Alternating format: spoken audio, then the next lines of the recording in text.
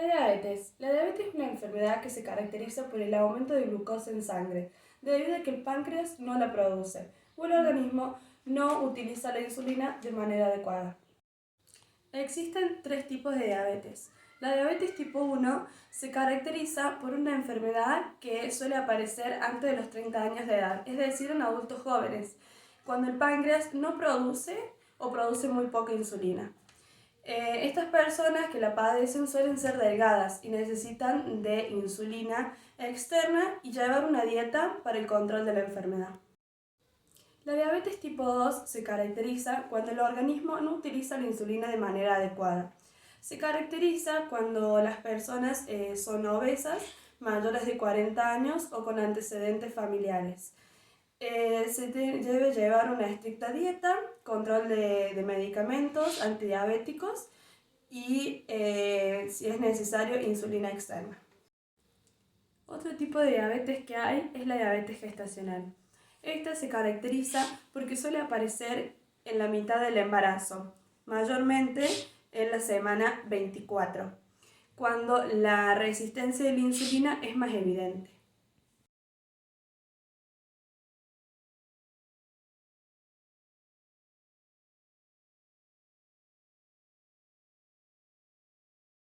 Bueno, los problemas en los pies suelen ser más frecuentes en las personas con diabetes. Bueno, suele ocurrir cuando los niveles altos del azúcar en sangre dañan los vasos sanguíneos y los nervios del pie. Eh, Cuando los nervios del pie están dañados, puede causar entumecimiento, dolor, hormigueo y pérdida de la sensibilidad. Bueno, puede pasar que la persona no sienta dolor y no se dé cuenta que tiene una herida. Y esa herida puede llegar a infectarse y no tener cura por el hecho de que hay un deficiente flujo sanguíneo provocado por el daño de los vasos sanguíneos. Bueno, cuando hay deficiente flujo sanguíneo y una infección puede provocar una gangrena. Si la gangrena no mejora, puede ser posible que se realice una amputación. Este procedimiento puede llegar a salvar la vida de una persona porque va a evitar que se propague una infección grave. En cuanto a los cuidados, además de las recomendaciones médicas, es importante inspeccionar el pie en busca de signos de enrojecimiento, de úlceras, de fístulas. En cuanto al lavado del pie, se debe realizar con agua tibia y se debe secar rápidamente. Se debe hacer fricción sobre el pie y no frotar sobre la piel. En cuanto a callosidades, está contraindicado cortarla y se las debe disminuir. Se debe evitar pisar directamente con el pie afectado y se debe tener en cuenta el uso de silla de ruedas y de muletas cuando no hay un reposo no factible. También se debe evitar andar descalzo o con sandalias y está contraindicado cortarse las uñas con navajas o tijeras y es recomendable limarse las uñas en forma recta.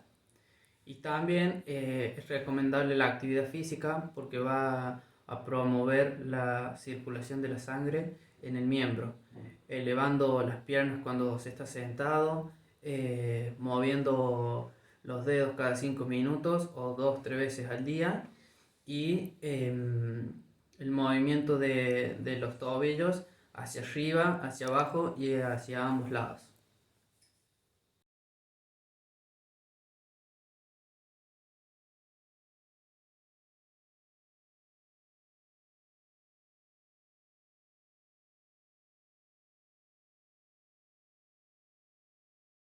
Complicaciones agudas son complicaciones que se presentan cuando el control metabólico es inadecuado. En la diabetes tipo 1, las complicaciones aparecen 5 años después del diagnóstico.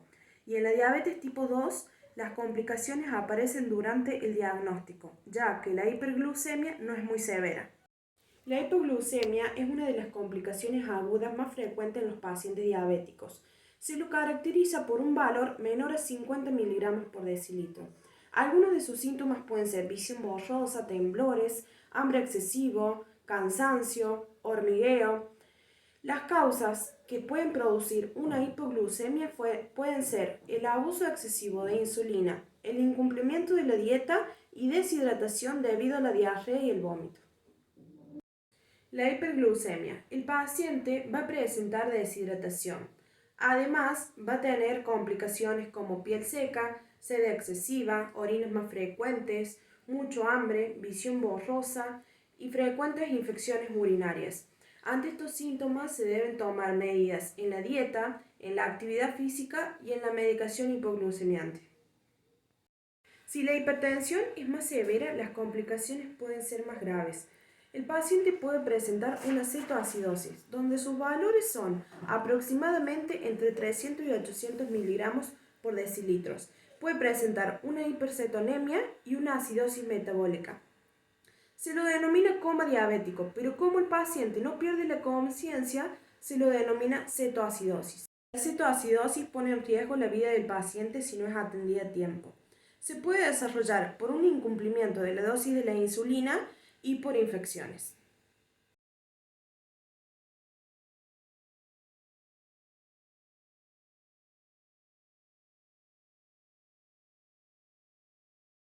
Las complicaciones crónicas tienden a surgir con el transcurso de los años o décadas. Con frecuencia surge primero el daño antes que los síntomas. Por eso se recomienda que la persona se haga análisis de rutina para detectar los problemas a tiempo y poder tratarlos antes de que empeoren. Los niveles de azúcar en sangre pueden afectar todas las partes del cuerpo, pero principalmente son muy duros con, por ejemplo, las complicaciones de la vista. Postergar un examen de la vista puede resultar peligroso porque hay casi nada o ningún síntoma a la hora que está ocurriendo el daño, entonces algunos de esos problemas el oculista los puede tratar a tiempo. Unos ojos saludables exigen que se controle la glucosa en sangre, el colesterol, la presión arterial, que no fumar y utilizar anteojos en el caso de que se necesite. Existen síntomas de emergencias que pueden ser la pérdida de visión, visión borrosa, agujeros en la visión y cortina negra en la visión. Si usted tiene alguno de estos síntomas de emergencia en los ojos, debe contactarse con su médico inmediatamente o llamar a su oftalmólogo. Otra de las complicaciones es el daño o la insuficiencia renal. Los niveles de azúcar en sangre crónicamente dañan los riñones. La última etapa de la nefropatía diabética pueden necesitar de diálisis o un trasplante. Hay pasos a tomar para evitar la nefropatía diabética, como por ejemplo no fumar, controlar el colesterol en sangre, la presión y el azúcar en sangre.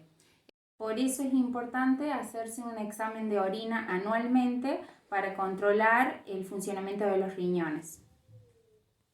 Otra de las complicaciones es la enfermedad cardíaca y los vasos sanguíneos.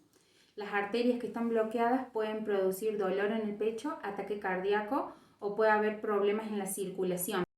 Con frecuencia la enfermedad cardíaca es muy silenciosa. En otras palabras, no hay síntomas, ni siquiera cuando está ocurriendo un ataque cardíaco. También está la complicación de la boca, que es importante controlar la glucosa en sangre, mantener unas encías saludables, cepillándolas, ir al odontólogo por una limpieza dental regularmente y no fumar, porque todo esto puede provocar inflamación en las encías y que sangren fácilmente. También puede provocar caries. Y por último están las complicaciones del pie, que pueden ser la diferencia de sensación en el dolor severo hasta entumecimiento, la deformación de articulaciones como por ejemplo los juanetes, la lenta curación de alguna herida. Si tenemos problemas en los pies hay que acudir inmediatamente al médico. Las infecciones se pueden llegar a tratar con algún tipo de antibiótico si está recomendado y las heridas con un vendaje regular. Desafortunadamente, en los casos más severos, por una mala circulación o una infección descontrolada, es necesario la amputación de un dedo o una parte del hueso. En casos más graves, se llega a la amputación del pie o de la pierna. Para evitar problemas en los pies, es necesario hacerse exámenes en los pies regularmente, revisar si hay heridas, usar zapatos y medias cómodos, lavarlo, secarlo y controlar la glucosa en sangre.